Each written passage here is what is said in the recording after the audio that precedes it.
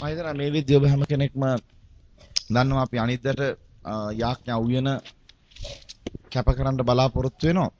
යාඥා කරන්න තව වැඩ කටයුතු කීපයක් දෙන අවසන් කරන්නේගේ ස්වාමීන් වහන්සේ අප සාර්ථකත්වයට පත් කරයි ඉදිරි දින එකමාර ඇතුළත සියලු වැඩ කටයුතු සම්පූර්ණ කරගන්න. ඒ වගේ මේ යාඥා උයන අපි තනා නිම කළාට පස්සේ අපේ මූලිකම අරමුණ වෙන්න යන්නේ අපි පොතේ සඳහන් කළා වගේ හැම කෙනෙකුගේම ජීවිතවල විශාල වෙනසක් අත්දකින්න ස්ථානයක් බවට එයපත් කරන්නට දෙවියන් වහන්සේගේ සැලැස්ම දේව කැමැත්ත උන්වහන්සේ දිගාරින්න ඕනයි කියලා. ඉතින් අපි කතා කර හිටියේ ස්වාමීන් වහන්සේගේ ලියවිල්ලේ විශේෂයෙන්ම අපේ කැඳවීම අපි තේරුම් ගන්නේ කොහොමද කියන එක. මම කැමතියි දැන් ඔබත් එක්ක යොමු වෙන්න මාක් සුබාරංචියේ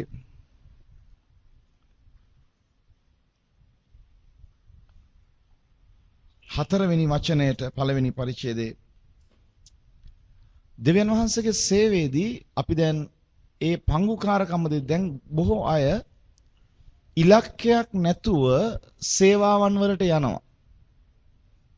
එහෙන් ඇත්තටම තිබෙන්නේ නාස්තිය. මොනවද නාස්තිය? මිල මුදලේ නාස්තියක්, කාය ශක්තියේ නාස්තියක්, කාල වේලාවේ නාස්තියක්. අපි මොකක් හරි කරන්නන් වාලෝහි කරනවා. නමුත් මා මුලිනුත් කිව්වා කාලය සීමා සහිතයි. හරියටම කළ යුතු දේවල් කරන්න ඕන. නැත්නම් අපි පළදරන්ට යන්නේ නැහැ. ඒ නිසා හැම පාලකවරයෙකුටම හැම සේවකයෙකුට ඉතාමත්ම වැදගත් කරන දේ ආත්මයන් වහන්සේ තුල හොඳින් යාඥා කරලා ආත්මයන් වහන්සේගේ සලස්ම හරියටම අරගෙන කරන වැඩය ඉලක්කයටම සිදු කරන එක කාල වේලාව නාස්ති කරගන්නේ නැතුව. ඒ නිසා අපි දෙවියන් වහන්සේගේ සේවයට යොමු වෙද්දී මේ හැම කාරණාවක්ම ඉතාමත්ම වැදගත්. අද අපිට පේනවා සමහරක් විට අපි සමූහ සේවයකට ගියත්, පෞද්ගලික සේවයකට ගියත් ඒ කරන සමහරක් දේවල් වල ඇත්තටම ප්‍රතිඵල අපිට පේනෙන්න නැහැ. අපි ඒක අදහස් කරනවා අපි කවදා හරි ප්‍රතිඵලයක් දකි කියලා. කවදා හරි ප්‍රතිඵලයක් දකින්නයි කියන එක නෙමෙයි වෙන්න ඕනේ ඇත්තටම. අපි කරන දේ ප්‍රතිඵල අපිට පේන්න ඕන ආරම්භයක් යමකට ගන්නවා. ඒ නිසා හැම කෙනෙක්ම තමන්ගේ සේවයේදී ඒ මූලික කාරණා ටික අවබෝධ කර ගැනීම ඉතා වැදගත්. දැන් අපි එමු ස්වාමීන් වහන්සේගේ වචනේ අපි 4 වෙනි පදයට යොහන්ගේ සේවය තුල තිබුණා වූ චරිත ලක්ෂණ සහ යොහන්ගේ සේවය තුල තිබුණා වූ දැක්ම නැත්නම් දර්ශනය කොහොමද අපි තේරුම් ගන්නේ අපේ සේවාවන් වලට බලපවත්වන විදියට. අපි බලමු ස්වාමීන් වහන්සේගේ වචනේ 4 වෙනි පදේ කියවලා. යොහානාවය ඔහු වනාන්තරයේදී බෞතිස්ම කරමින් පව් කමාව පිණිස පසුතැවිල්ලේ බෞතිස්මය ප්‍රකාශ කළේය. අපිට පේනවා යොහාන් තුමාගේ නැත්නම් යොහාන් ද බෞතිස්තගේ සේවයේදී ඔහුගේ සේවයේ ඉලක්කගත වෙන අන්දම. දැන් ඔබට තිබෙන ටැලන්ටය මොකක්ද දෙවියන් වහන්සේ දී තිබෙන? ඒ වගේම ඔබව පාවිච්චි කරන කෝණය මොකක්ද? ඒ වගේම ඔබට දෙවියන් වහන්සේ දරා ගැනීමට දී තිබෙන ස්වභාවය මොකක්ද? මේ හැම දෙයකින්ම අපේ සේවයට අතුරු ශක්තියක් නැත්නම් අතුරු මුක්කුවක් අපිට එනවා. දැන් සමහරක් අය සේවාවන් මොකක් හරි කණ්ඩායම සම්පූර්ණ කරගන්න සමබර නැති කෙනෙක් දානවා. හරියට කුටුවේ කකුල් 3ක් තියෙනවා, 4 වෙනි එක නෑ මොකක් හරි කකුලක් ගන්නවා. ඒක කකුල දිගමදි නැත්නම් කකුල දිග වැඩි. දැන් මුළු පුටුවම අවුල් ඊට පස්සේ. ඊට වඩා ලේසි කකුල් 3න් කාට හරි අල්ල ගන්නයි කියලා වාඩි වුණා නම් කියලා. අපි දාගන්නා වැරදි චරිතයක් ඒ තැනට. එතකොට මුළු සේවය ඒ පද්ධතියම ව්‍යාකූල භාවයකටපත් වෙනවා. ඒ නිසා අපි කල්පනා කරන්න ඕන කොහොමද අපේ සේවය අපි ඉලක්කගත කරන්නේ. මෙතන අපි දකින්න පළවෙනි එක යොහාන් ආවේය. ඔහු වනාන්තරයේදී බෞත්ස්ම කරමින් පව් කමාව පිණිස පසුතැවිල්ලේ බෞත්ස්මේ ප්‍රකාශ කළේ. දැන් යොහාන් දැනගෙන හිටියා යොහාන්ව කැඳවලා තිබෙන දේශනා තේමාව. මම කියන්නම් පැහැදිලි දෙයක්. ඔබ යම් කිසි කාරණා කතා කරන්න ගත්තාම බහු මාත්‍රිකාවන් වලින් නෙමෙයි ඔබ තේරුම් ගන්නට මම විශේෂිත මොන කාරණාවකටද? මට කෙනෙක් සමහරක් විට මාතෘකාවක් දෙනවා. මම මේ මාතෘකාව කොහොම හරි එල්ලීගෙන යනවා. නමුත් මං කොහෙන් ගියත් අන්තිමේදී කැරකිලා මං එන තැනක් මං දන්නවා. ඒ තමයි කැඳවීම. බෝ තෝරගෙන තියෙනවා. මට ඔය මාතෘකාවෙන් පිටපයින්න බෑ. මම කොහෙන් අන්තිමට කර මල ගෙදරකට ගියත් මට ඕක කොහෙන් හරි කැරකිලා එනවා. මගුල් ගෙදරක දේශනා කළත් අන්තිමේදී කැරකිලා එනවා. උපන්දිනයකදී දේශනා කළා මම තේරුම් ගන්න ඕන මාව ස්වාමීන් වහන්සේ කැඳවලා තියන්නේ මෙන්න මේ වැඩේට. යොහන් තුමාට තිබුණා බෞද්ධ තිබුණා මාතෘකා 100ක් ඔහු දැනගත්ත මගේ කැඳවීම මේ යුගයේ පසුතැවිල්ල ගැන කතා කරන්න. ඔබේ දේශනාව කොහොමද ඔබ ගොඩනගාගෙන තියෙන්නේ? ඔබගේ මාතෘකාව කොහොමද යන්නේ? මේක හරි වැදගත්. අපිට වෙන්නේ මොකද දන්නවද? කොහෙන් හරි පොතක් කියවනවා ඒකේ කොටසක් දාගන්නවා. වීඩියෝ පීස් එකක් බලනවා නේද? වීඩියෝ පීස් දැන් නැහැ. දැන් තියෙන DVD ඒක බලනවා ඊට පස්සේ ඒකේ තියෙන එකක් දාගන්නවා. මට මගේ ජීවිතයේ තේමාවක් නැත්තම් මගේ පැහැදිලි කැඳවීමේ හඩක් මට නැහැ. මම එහෙම එක එක දේවල් ඔක්කොම කනට ගන්න ගියොත් ඔබ තේරුම් ගන්නට ඔබව දෙවියන් වහන්සේ සමහරක් අය ඉන්න සුභාරංචි දේශකයෝ. හඳන ලෝකේ ඉන්න බලවත් සුභාරංචි දේශකෙක්. ඔහු රාත්‍රී භෝජනයේ කුසලාන අතර ගත්තත් ඉවර කරන්නේ සුභාරංචි. ඔවුන් දැනන් තිබෙනවා අපිව මේ යුගයේ නැගිට්ටවල තියෙන්නේ මේ දෙයට. ගොඩක් අයට දේශනාවේ තේමාවක් නැහැ. Taman කතා කරන්නේ මොකටද? Tamanව කැඳවලා තියෙන යොහන් එක තේරුම් ගත්තා. යොහන්ගේ චරිත ලක්ෂණ කියලා කිව්වේ ඒකයි. දැන් ඔබ අධ්‍යයනය කරගත්තද ඔබ ස්වාමීන් වහන්සේ මොකටද කැඳවලා තියෙන්නේ කියලා. ඔබ කාගේ හරි දේශනාවක් කළා ඊළඟ සතියේ ඔබ ඒ දේශනාකාරයව අනුකරණය කරනවා. ඊට පස්සේ මුකුත් නැහැ ඒ දවසට ඒ දේශනාකාරය. ආය දේශනාකාරයෙක්ව දකින්න. ඒක බලන් යනවා කරනවා. නෑ තමන්ගේ ජීවිතයේ තියෙන්න ඕන පැහැදිලිවම මාව දෙවියන් වහන්සේ කැඳවා තිබෙන්නේ මෙවැනි සවිමත් කිරීමක් කරන්න. උන්වහන්සේ මාව සභා එක්සිට් කරන්නට කැඳවලා තියෙනවා නම් මම කොතන කතා කරොත් මම අන්තිමට කරකොල එතනට එනවා. එකගත්තට එන්න ඕන. ජාතික සභාවක් ලංකාවේ දකින්න ඕන. ක්‍රිස්තුස් වහන්සේගේ ශරීරය ඉලිප්පිලා එන්න ඕන. ඒක තමයි දෙවියන් වහන්සේගේ කැමැත්ත. ඒ නිසා ඔබ තේරුම් ගන්නට ඔබව කැඳවා තිබෙන්නේ කුමන මාතෘකාවක් කතා කරන්නටද යුගේ. ගුරු සේවය තුල වුණත් මේ ඔක්කොම දැන් දේවල් කතා කරන්න යන එක නෙමෙයි. ගුරුවරුන්ට තියෙනවා ඉගෙනීම දෙනගම මේ යුගයට අවශ්‍ය මොනවද? මොකක්ද මේ අරමුණ? දැන් බොහෝ දේශනාකාරින්ගේ දේශන මේ වියලිච්ච ස්වභාවයක් ගන්නේ ඔවුන්ගේ චරිතය තුලම ඔවුන්ට තියෙනවා කැඳවීමක්. හාලෙලූයා. ඔබේ චරිතය වල තියෙන කැඳවීම මොකක්ද? හාලෙලූයා. මේක තේරුම් ගන්න ඕන. මේක තේරුම් කරලා දෙන්න නැහැ වෙන කවුරු. යොහන්ට කවුරුත් තේරුම් කරලා දෙන්නේ නැහැ. යොහන් තේරුම් ගත්තා මාව කැඳවලා තියෙන්නේ මේ කාලේ මේකටයි. මට ඉස්සරහින් මට පස්සේ එනවා යේසුස් වහන්සේ. උන්වහන්සේ එන්නේ ශුද්ධාත්මයන් වහන්සේගේ බෞද්ධස්මය දේශනා කරන්න. මට තියෙන්නේ මේක දේශනා කරන්න. දැන් බලන්න නිකමට හරි දුන්නොත් එහෙම දේශනා කූඩුවේ පාලකවරු 4 දෙනෙකුට තේමාගතව කතා කරන් එන්නයි කියලා. මොකුත් නැහැ කොක්ටේල්. කලවම් වෙච්ච පළතුරු යුෂයක් වගේ දැන් ගහන්නේ. මිශ්‍ර. එයා දේශනා කරලා ඉවරයි රාත්‍රී භෝජන ගැනත් කියලා ඉවරයි උපත ගැන කියලාත් ඉවරයි විපත ගැන කියලා ඊළඟට එන එකාට කෙලින්ම තියෙන්නේ වල කපන්න විතරයි. අන්තිම කෙනාට තියෙන්නේ දූවිල්ලට හරවා යවන්න. තේමාවක් නැහැ. දෙන්න බෑ ඒකනේ දේශනා කොට මම කියන්නේ මේ අඳුන ගන්න ඕන සභාව අචාරුවක් වෙලා. ගුරු සේවයක ඇත්ත අපිට ගුරුවරු කියලා ඉවරලා මට දැන් මට නම් එච්චර කතා කරන්න එහෙම ගොඩක් වෙලා බෑ. උගන්නන්න පටන් ගත්තාම අපෝ යම්මේ හිතන්න අනිත් මිනිසුන්ගෙත් තියෙන ඇටනහර මස් ලේ කණෙන් ලේනකම් මහන් ඉඳපන් කියන. මම මේ වගේ චරිත දෙවියන් වහන්සේ ලෝකෙට එවනවද? ආමෙන්. මං හිතන්නේ මේ වගේ චරිත එවන්නේ මේ වගේ චරිත පොළොවට ආපුවම හැදෙනවා.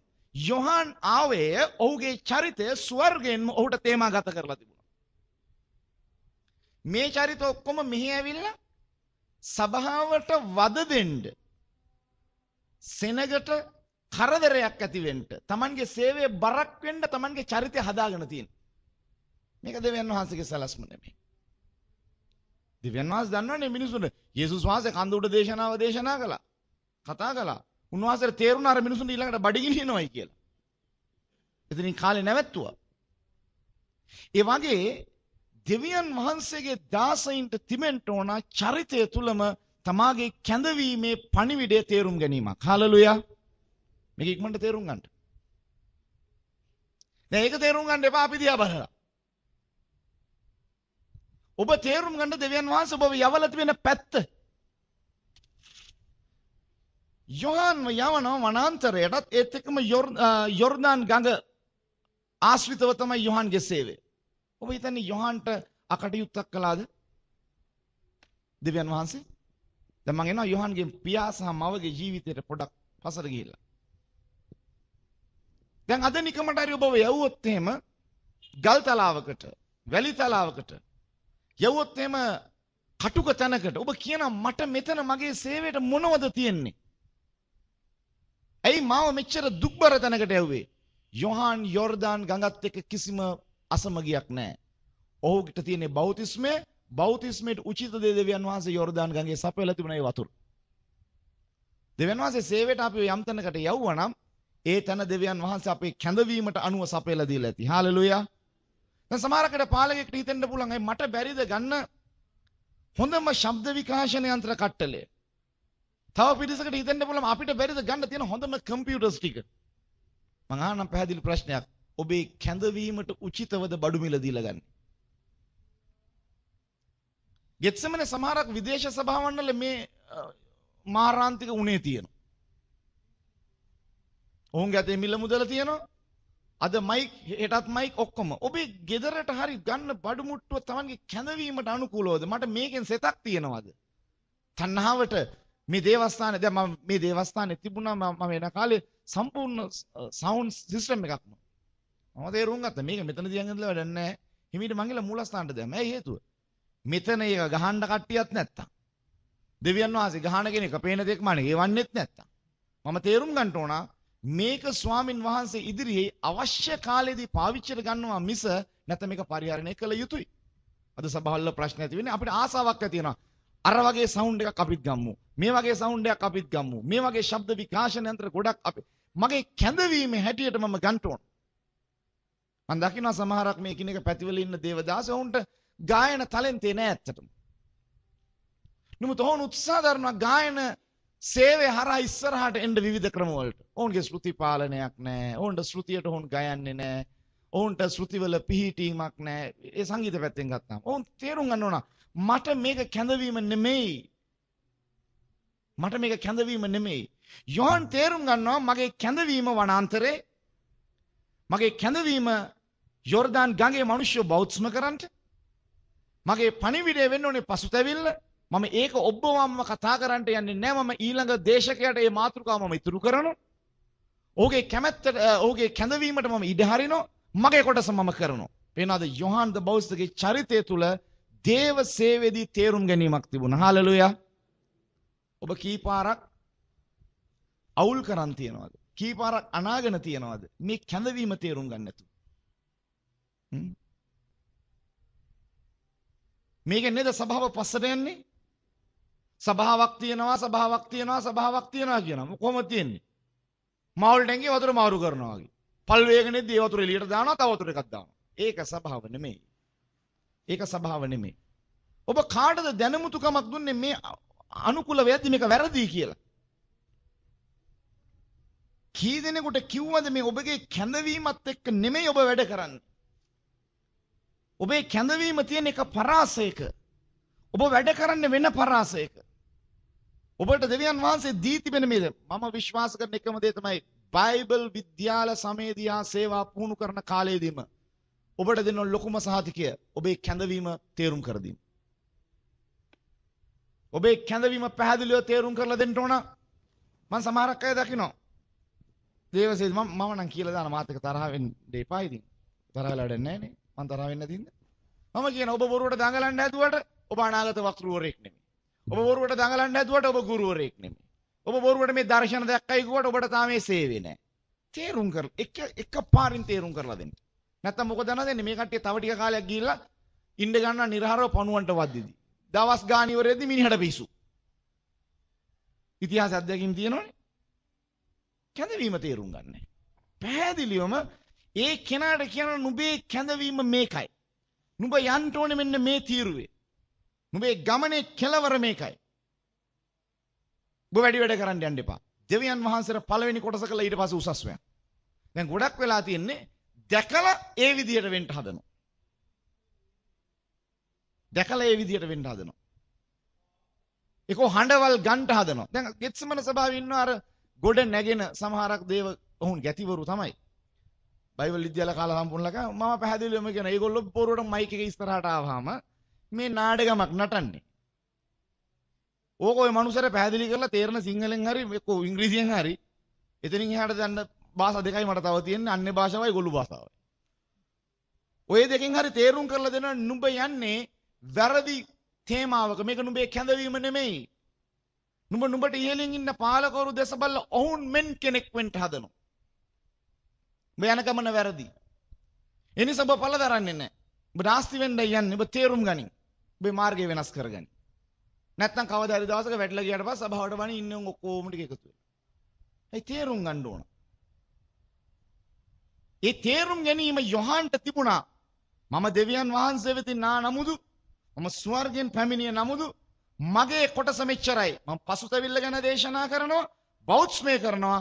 මම එතනින් ගෝලාත්වයක් ගොඩනගා මම උන් වහන්සේට ඉතිරි කරනවා ඉස්සරහට යන්න. ඒ තේමාව ඒ අවබෝධය ඉතාමත්ම වැදගත්. ඔබ නායකයෙක් නායිකාවක් හැටියට මේ කොටස තේරුම් ගත්තද? සභාවේ කුඩාම සේවා තැන ඉඳලා හැම කෙනෙක්ම මේ කොටස තේරුම් ගන්න ඕන. අපි සමහරකට අපිට හොඳට මේව අවබෝධයි. නමුත් අපි අවබෝධ කරලා දෙන්න යන්නේ නැහැ. අපි ඉඩ හැරලා බලන් ඉන්න ඕන එකක් කරගනින් කියලා. ඒ විදිහ මොකද දන්නවද වෙන්නේ? කාලේ කෙටි සතුරාගේ ක්‍රියාවන් තදයි හැම දෙයක්ම පස්සට ඇදෙනවා. දැන් අපි සභාව ගාටනවා. සභාවේ වේගවත් ගමනක් නැහැ. මිල මුදල තිබුණට හැමදේම අපිට කරන්න බෑ. මගේ කැඳවීම හැටියට මම හදා ගන්න ඕන. මම කැමති යොහන් ද බෞතිස්තගේ චරිතය මෙන්න මේ කොටස් තුන නැවත ඔබට කියන්න. එක තමයි යොහන් ආවේ. ඔහු පැහැදිලිවම ආවා දෙවියන් වහන්සේගේ වැඩේට. දෙක වනාන්තරයේදී බෞද්ධස්ම කරමින් පව්කම. දැන් පැහැදිලි යොහන්ගේ තාත්තා කවුද? දන්න කෙනෙක් අත උස්සන්න. එක්කෙනයි දෙන්නයි තුන් දෙනයි හතරයි. යොහන්ගේ තාත්තගේ නම දැන් තමයි වැඩිලා තියෙන්නේ. ඒක දන්නේත් නෑ සමහරක් අය. හරි යංජාන. යොහන්ගේ තාත්තා කවුද? සකරියස්. සකරියස් කවුද? පූජකයෙක්. ඕකට තිබුණ නැද්ද හොඳ පූජාසනයක්? ඕකට තිබුණ නැද්ද හොඳ දේව මාලිගාවක්? යොහන් බූදල් පාළුවෙක් වගේ ඕකට හැගහන් හිටියා නම් එහෙම ජීවිතේට දෙවියන් වහන්සේගේ සැලැස්මට එන්නේ. මම කියන්න. Tamanගේ නායකයා එක ස්ථාවරයක ඉන්නයි කියලා ගෝලයා එතනට රින්ගන්න බලන් හිටියොත් මිනිහට තියෙන තණ්හාවක්. දැන් සමහරක් අයට වෙලා තියෙන්නේ ඕකයි සභා ජීවිතේ. ඕක කරන්න ගිහිල්ලා සමහරක් නෝන්ලත් ඉන්නවා. මහත්තයෝ උඹත් දැන් අරු වගේ. ඒ මානසිකත්වය දුන්නට පස්සේ අර මුකුත් නැහැ ගෙදරින් එන පීඩනේනේ. ගෙත්සෙමනේ මේවා නෑ මං කියන්නේ පිටසංගල. මේ වගේ මානසිකත්වය ඇති කරලි ඉවරලා කියන මේ ඉතින් මොකද වෙලා තියෙන්නේ? ආරක hina වෙන්නෙත් නායකයා වගේ. ඇවිදින්නෙත් නායකයා වගේ. අඬන්නෙත් නායකයා වගේ. නමුත් ඒ බර උලන්න දන්නේ නැහැ. විහිං කොමිටල් වෙන්න එපා. දෙවියන් වහන්සේගේ වැඩේදී. යොහන් තේරුම් ගත්තා මගේ තාත්තා හොඳට පූජක වස්ත්‍රයක් ඇඳලා මේකේ වැඩ කරන නමුත් මට දෙවියන් වහන්සේ పూర్වයේ පටන් දී තිබෙන කැඳවීම වනාන්තරින්. දැන් මම එනවා තව අපූර්ව තැනකට. තාත්තෙක් පුතෙක් අතර තියෙන සේවයේදී දෙවියන් වහන්සේගේ කැමැත්තට ස්ථාන දෙකක වැඩ ආරම්භ කරන්න පුළුවන්. ඒකට කිසිම නීතියක් තහනමක් නැහැ. හැබැයි ආරම්භ කරන ක්‍රමය වැදගත්. කොහමද ආරම්භ කළේ? යොහන්ට ආශාවක් ආවද තාත්තගේ අඳුරනේ වටේ ඉන්න වැඩිමහලු ටිකක් අරගෙන යන්න වනාන්තරයට? නෑ. පූජාසනේ තියෙන කෑම අම්මට ලියුම් එවුවද අම්මේ මම ඉන්නේ මාර බඩගින්නේ. තාත්තගේ ඔය පූජාසනේ තියලා තියෙන රොටි ටිකක් තියෙන නම් කාගේරි එකේ ගියත් ඒවන්නකෝ. ඒව නෑ. ආරම්භය හොඳ නම් අවසානයේ අනර්ගයි. හාලෙලූයා. දැන් අද මොනවද කරන්නේ? සේවා කියලා ආරම්භ කරන ඔය වගේ වැරදි විදියට. තේරුම් කරලා දෙන්න. අක්කලට නංගිලට චූටි බබ්බුන්ට ඕම් මේ නැලවෙන අයට ඔක්කොම තේරුම් කරලා දෙන්න. හැමදාම මේක උගුරට හොරා බේත් ගිල්නා වගේ සමහරක් ඉන්නවා. සහෝදරකමට වැරදි හංගනවා. හැදෙන්න මේ EMTI 16වත් 17 එන්න කලින් කියලා දෙන්න. උඹලා අනර්ග සේවයක් තනියම ආරම්භ කරන මොනවාද මේ පූජාසනේ තියෙන වෙහෙට උස්සන් යන්නේ. මේ පූජාසනේ කියලා එහෙ නඩත්තු කරන්නේ. කොන්ද තියෙන මාළු කටු ඇතුලේ කැඩිලා නැත්නම් ඕන තද මොනවාද මේ වතුරක පීනන්න පුළුවන්. මේ පූජාසනෙන් කෑම අරන් ගිහලා ඒ කාලේ වල වනාන්තරේ වැඩ පටන් ගත්තයි කියන. උන් වනාන්තරෙත් කනවා. හෙට අනිද ගස් කපනවා. මේ මට තේරෙන විදිය. මේවා මේ ආරම්භ කරන මේවට තප්පුටි ගහන්න ඉන්නවනේ අපේ කීප දෙනෙක්. මේවට තප්පුටි ගහන්න ඉන්නවා. ආමේන් කියන්නත් ඉන්නවා. කවද හැදෙයිද? ඇයි પરම්පරා ශාපයට ලක් වෙන්නේ? ඇයි දෙවියන් වහන්සේගේ සැලැස්මෙන් පිට යන්නේ? කොතනද තියෙන්නේ? මම එකයි කියන්නේ ආරම්භ කරන්න පුළුවන්. හෙට මගේ ළමයෙකුට දුනොත් එම ගිහිල්ලා සේවයක් ආරම්භ කරන්න. මට තියෙන කැඳවීම තාත්තේ ඔබට වගේ නෙමෙයි. මම කියන කිසි අවුලක් නැහැ. ඔබ මේ පූජාසනෙට අත තියන්න එපා. ඔබ යමන් දුක් විඳපන්. තනියම වැඩේ පටන් ගනින්. ඔබට දීලා තියෙන කැඳවීම හැට ඔබ ඕනතරම් මිනිස් විතරක් තැලියන්. චප්පවයන්. උඹේ දෙවියන් වහන්සේ ඔබට කැඳවීම දීලා දෙන උඹව ජීවත් කරවයි. එච්චරයි. මට කැඳවීම නෙල්ලා මගේ තාත්තා වෙලා මට මුක්කු ගහන්න ආවේ නෑනේ. ඔබ ගියානම් ඔබ කරපන්. එච්චරයි. මේ බලන්න මේ අර වස්ත්‍ර මම යොහන්ගේ ජීවිතයට ප්‍රිය කරන්නේ යොහන් පොඩි කාලේ ඉඳලා දැක්ක තාත්තගේ වස්ත්‍රේ. පොඩි කාලේ ඉඳන් දැක්කා පූජාසනයේ කෑම එන විදිය. පඳුර කැටේට වැටෙන විදිය. හැබැයි එකකටවත් යොහන්ගේ හැ තිබුණේ නැහැ. අද දේවසේවයට එන අය බලන් ඉන්නේ ඕවා දිහා. මේ දොස් පවරනව නෙමෙයි. මේ ඇත්ත කියන්නේ.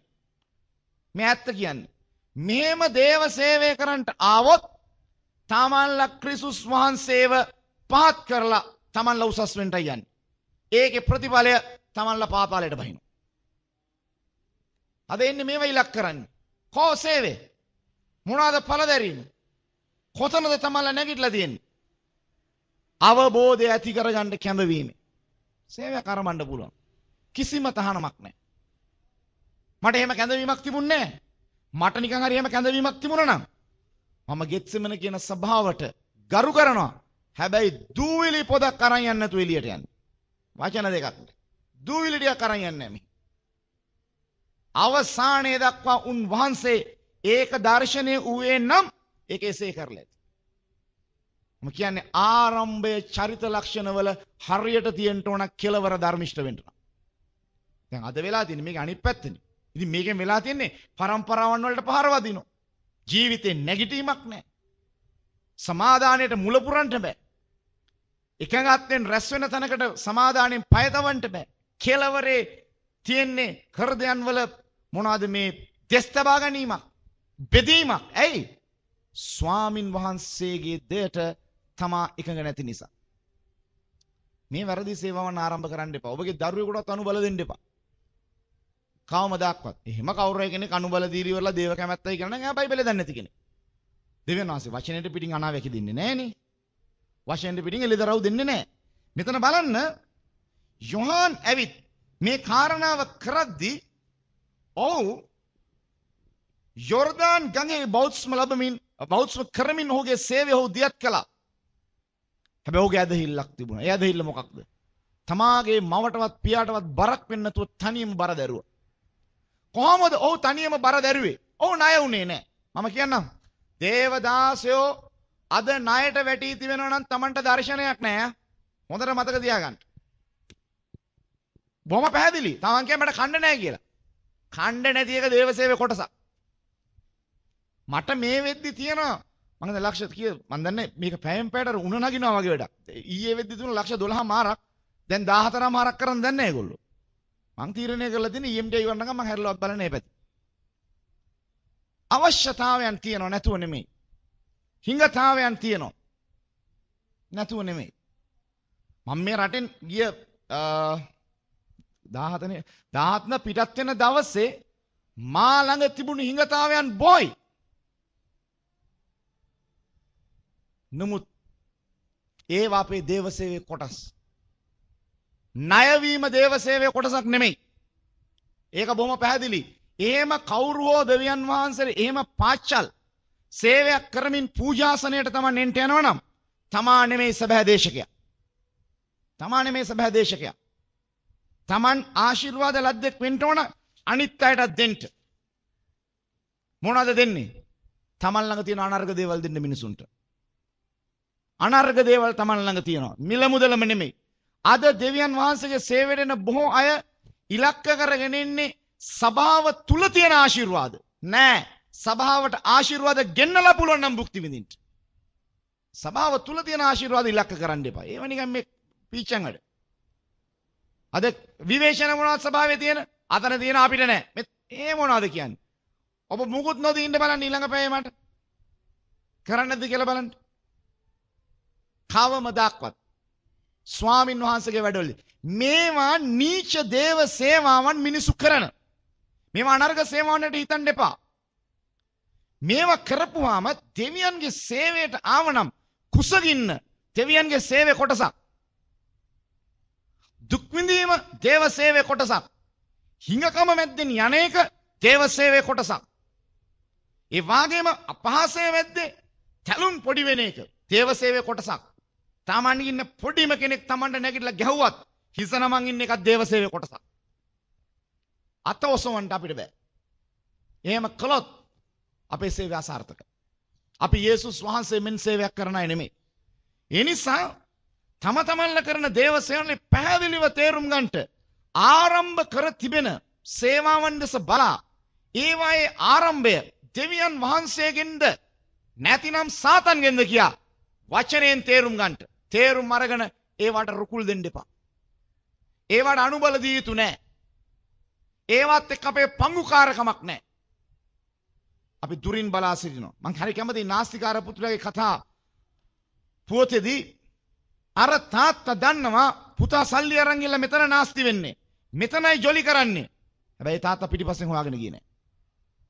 ඔබ ගියා නම් ඔබ කරගනින්. හැබැයි මං ලෑස්ති ඔබ එන වෙලාවේදී මං බාර ගන්න.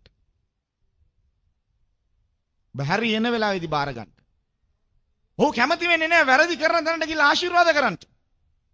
ඔහු කැමති නැහැ උන් වැරදි විදියට වපුරන තැනට ගිහිල්ලා ඉවරලා එකඟත්වය පළ කරන්න. මම මේ කතා පුවතෙන් ජීවිතය ඉගෙනගත්තු බොහෝ දේවල් තියෙනවා. මම කවමදාක්වත් යන්නේ නැහැ. ඔවුන් හැරි ඇවිත් කරන්නයිකුත් කරනවා. සමහරක් අයව සභා ජීවිතයේදී මම සමහරක් අඩු ගානේ ඔවුන්ගේ කිසිම දෙයකට සහභාගී වෙන්නේ නැත්නම් මම සහභාගී වී කියන්නේ මොනවද කියන්නේ? මොනවද කියන්නේ? මොනවද කරන්න බුලන් ආශිර්වාද?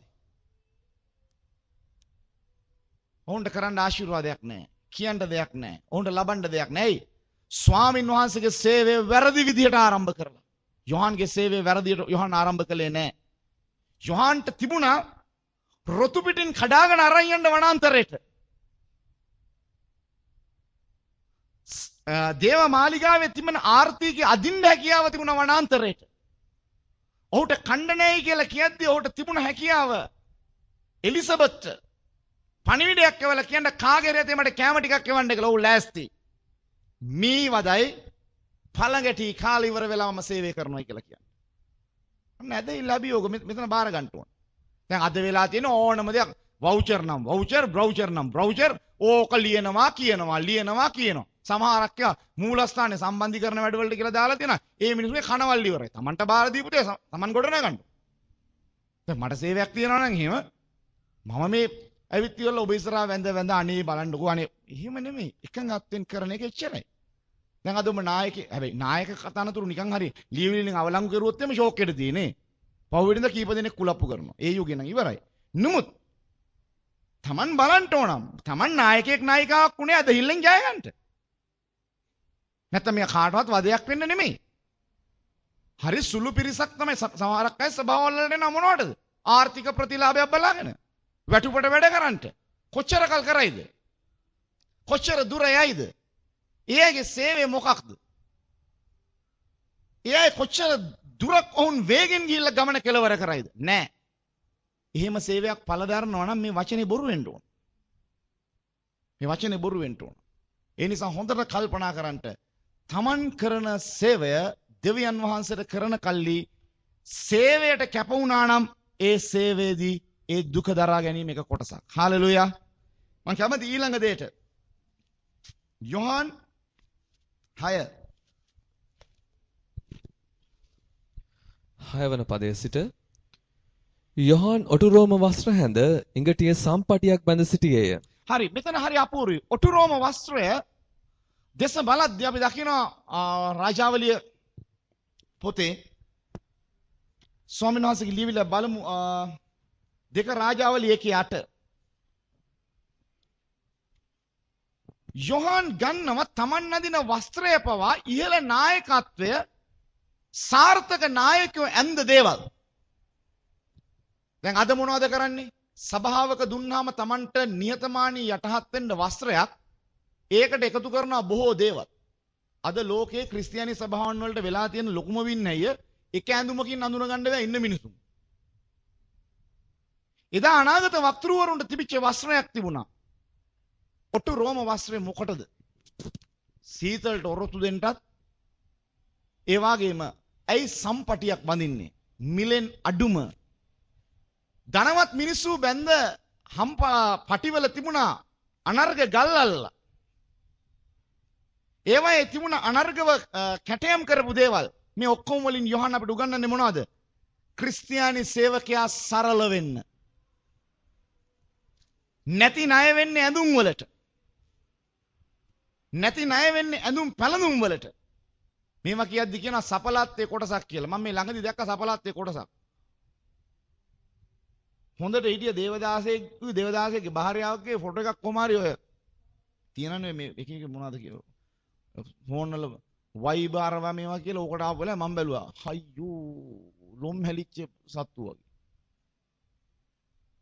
හොණ්ඩ වලට ගිහිල්ලා තියෙන කලදසාව. ඇයි මේ මොනවද? මේ දේවසේවේද? මම පැහැදිලිවම කියන්නම් මම දන්නේ අනිත් සභාවල් ගැන. සරල ජීවිතයක් ගත කරන්න බැරි දේවදාසින්ව නඩත්තු කරන්න ගෙත්සෙමන්ට නම් බෑ. මම දන්නේ මම වවුචර් වලටයි චෙක් වලටයි අත්සන් කරනකම් මට බෑ පුළුවන් කෙනෙක් ඉන්නවා නම් එන්න ඕන්න දුන්නා ඕන විදිහකට අත්සන් ගහගන්නයි කිය.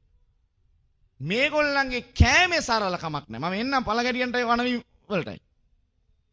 අපිට යේසුස් වහන්සේගේ චරිතය බලන්න රජ වාසලෙන් කාපු වෙලාවේ එහෙම කාලා තෘප්තිමත් වුණා. දෙවෙනි පාර මාළු පුච්චගෙන වෙරළෙදි කෑවා. දෙකටම එජස්. අද අපේ හැටි දෙන ලොකුම වරද කෑවනම් තරුපයි හෝටලෙන් හෙට නොකෑවොත් සපලත් වෙන්නේ නැහැ කියන. මොන පිස්සුවක්ද? ඕක බඩජාරිකම්. සපලත් වෙන්නේ නැති කම නෙමෙයි. ඕක බඩජාරිකම්. ක්‍රිස්තියානි සේවය තුලදී දේවදාසය වනායි සරල වෙන්න ඕන. අපිට උචිත දේ අපි පරිහරණය කරන්න ඕන. සල්ලි දීලා ලක්ෂ 70කට වාහනයක් ගන්න පුළුවන්. තෙල් ගහන්න පුළුවන්. දැන් අර හමර් කියලා වාහනයක් තියෙනවා. වාහනේ කොහොම හරි ණය වෙලා හරි ගත්තයි කියමුකෝ. ලීටරයට මම හිතන්නේ කිලෝමීටර 3ක් දුවන්නේ. දැන් මොකද කරන්න ඕනේ? හෙට ඉඳන් බැංකු කඩපල්ලා. තෙල් ගහන්න. හිතන්න ඕන සේවේදී මම අද කෝට් එක දැම්මනම් ඉවරලා මට මේක උචිතද? ලංකාව උෂ්ණ අධික රටක්. මම දැකන සමහරක් මොලේ නැති ගොඩක් මහතුරු අර අවු කූෂ්ටකේ ටයි එක බෙල්ලට හිර කරන්න දාලා පයින් ඇවිදන් යනවා. පිටරටවල මිනිස්සු ටයි එක දැම්මේ සීතල වසා ගන්න. අපේ කට්ටිය හොඳ ගිනි කාස්ට් එක අවුවේ පොළොව පැලෙන්න තරම් අවුවේ ටයි එක දාලා කෝට් එක දාලා අවුවේ දාඩිය වැක්කිරනවා. මම කල්පනා කරලා බලන්න ඕන මේ මොකද්ද මම පැලඳගත්තේ මට උචිත දෙයක්ද? මගේ වස්ත්‍රය සරලද මේ රටට උචිතද? මැද පෙරදිග ගිහිල්ලා ඉවරලා කෝට් එකක් දාන් හිටියොත් කොහොම හිටියේද? ඇඟ පුපුරලා මැරෙයි. ප්‍රශ්නේ වැඩි කමට. අපි කටට දෙන ආලේපටත් එක දෙපාරක් පුපුරයි.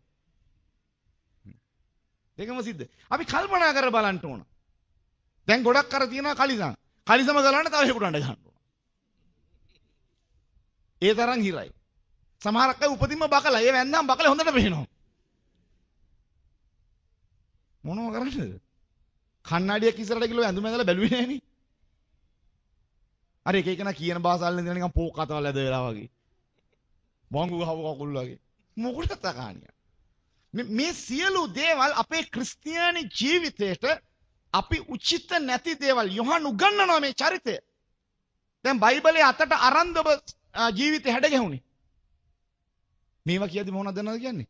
බ්‍රදර්ට නම් තියෙන අසීමිත ඊර්ෂ්‍යාවක් ආ. අපි ලස්සනට ඉන්නවට මම ඉතින් තරුණ කන්දෝරේදී කිව්වා නේද? රාණි මුඛර්ජී ටීවී එකේ ඉන්නේ ඒක ඇයගේ ශේස්ත්‍රය.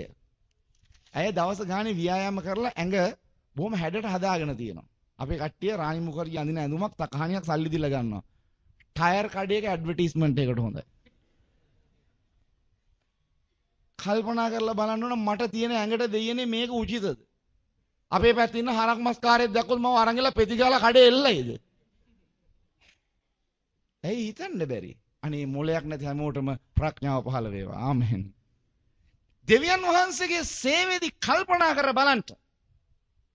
මොකද්ද මට උචිත? මට කවුරු හරි කිව්වට අර කාඳින්න මේ ගානේ මං මොලේ හොඳ නැද්ද? මට උචිත දෙයක් මට තියෙනවා. මම දැනගන්න ඕන. මොකක්ද මගේ ජීවිතයට අවශ්‍ය? දැන් මෙතන බලන්න ඊළඟ වචනේ කියවලා. දෙවන රාජාවලිය පොතේ 5 වන පරිච්ඡේදයේ 8 වන පදය ඔහුට උත්තර දෙමින් ඔහු ලෝම වස්ත්‍රයක් ඇඳ ඉඟටියේ සම්පටියක් බැඳගත් මිනිසෙක්යයි කීවෝය. ඔහු ඒ තිෂ්බී එලියායයි කීවේය. තිෂ්බී එලියාගේ තිබුණු මේ වස්ත්‍රය බොහොම සරලයි.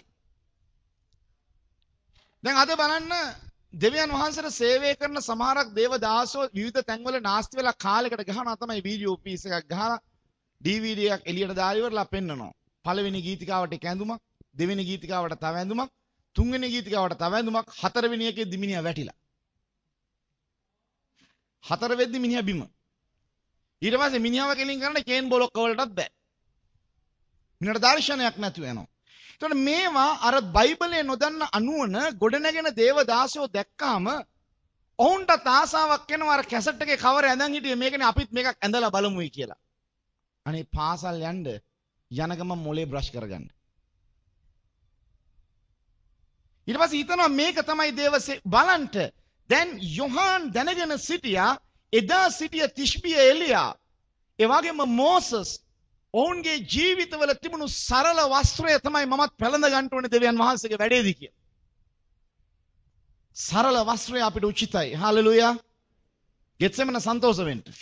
ගෙත්සෙමන්ට තියෙනවා සරල වස්ත්‍රයක්. හැබැයි සමහරක් අයට මේ වස්ත්‍රයත් මොඩිෆයි කරන් ඉන්නේ. ඒකයි කනගාටුවට කාරණාව. වස්ත්‍රයකින්වත් සංවර වෙන්න බැරි මිනිසයා ආත්මයෙන් සංවර වෙනවා කියන විහිළුවක්. එයාගේ ජීවිතේ මේක විනය පද්ධතියක කොටසක්. විනය පද්ධතියක කොටසක්. මෙවැනි චරිත දැක්කාම අනේ විවේචනය කරන්න එපා යාඥා කරන නිර්හාර යාඥාවක් හරි. මේ කට්ටියට නිවැරදි වෙන්න මාර්ගය පෙන්වන්න දෙවියනේ කියලා. හාලෙලූයා. මේ කට්ටියට ඊට පස්සේ දන්නේ මොනවද දන්නවද? අපි හොඳට ඇඳාම අරුන්ගේ ඇස්තල කටු වහිනවා. මොන කටුද? දකිද්දි අපිරියයි බෑ කියලා තමයි කියන්නේ තියෙන්නේ. කටු වැනිල්ලක් නෙමෙයි. Taman ගිහිල්ලි වෙලා පොල් උලක වැටෙන්න හදනවා මේ. සියදි විනාසා ගන්න. මේ විනාශ වෙන්න යන්නේ.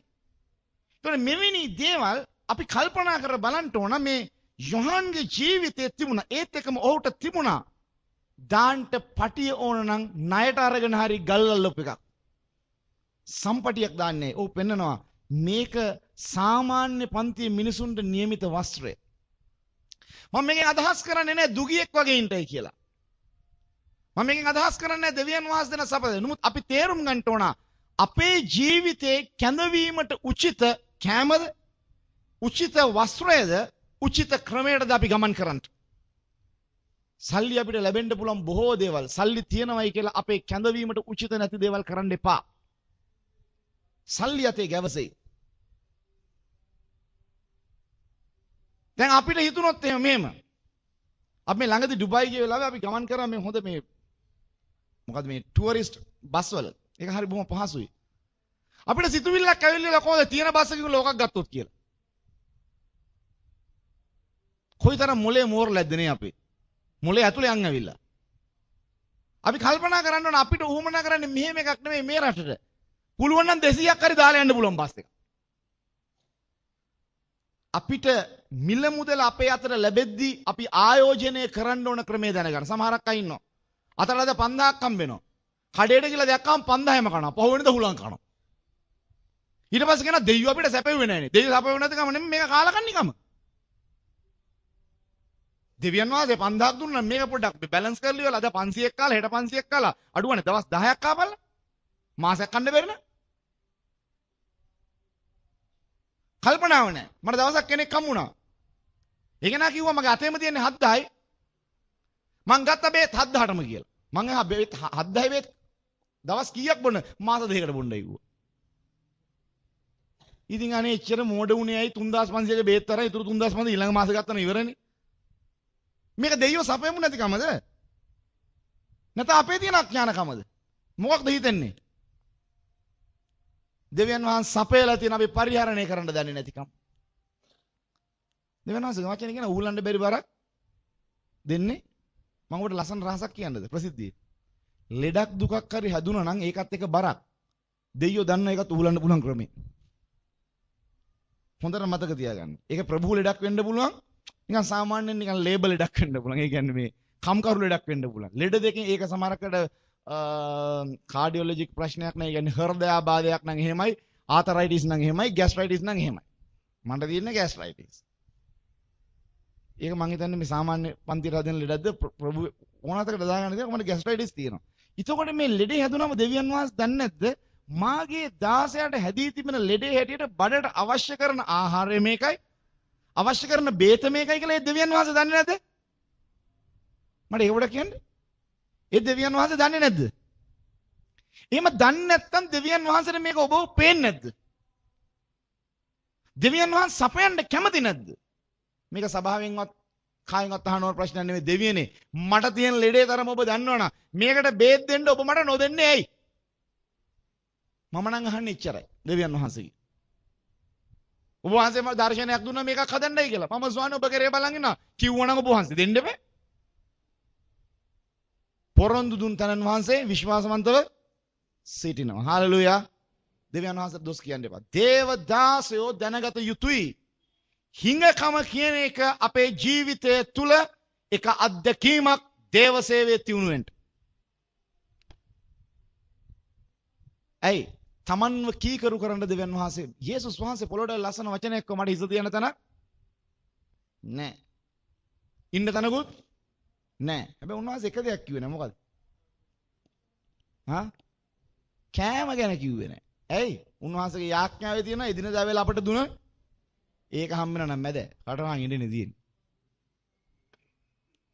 ඒක නෑ කිව්වේ නෑ. අපි කියන්නේ මොනවද? තට්ටු දෙකේ ඇඳක් නෑ. මොකද අපි ගියා ගෙදරකට ඒ ගෙදර තට්ටු දෙකේ ඇඳක් තුන. අපි දේවදාසට අපි යනවා ස්වාමිනී මම ඔබ වහන්සේට සේවය කරලා තට්ටු දෙකේ ඇඳක් දෙන්න බෑ. අර උ බිස්නස් කරලා තට්ටු දෙකේ ඇඳක් තියෙනවනේ. දෙවියන් වහන්සේ මම ඔබ තනි තට්ටුවෙන් ඉදි කරන්න බං කියන්නේ. මට තිබුණේ නෑ ඉස තියන්න තැනක්වත්. උඹ එන්නේ මගේ පසුබිමෙන්. බහන්න එපා මේ මෝඩ ප්‍රශ්නේ. අපි අහන මෝඩ ප්‍රශ්න. ස්වාමිනේ ඔබට මම මෙච්චර කැප වෙලා මම මෙහෙම දුක් විඳිනවා නම් අර දුක් නොවිඳින මිනිහා සඵල වෙලා ඉන්න. ඔබට මාව පේන්නේ නැද්ද? මට ඔබව පේනවා. මම ඔබේ ආත්මය තියුණු කරනවා. අපිට අතන එන්නේ මොකක්ද දන්නවද?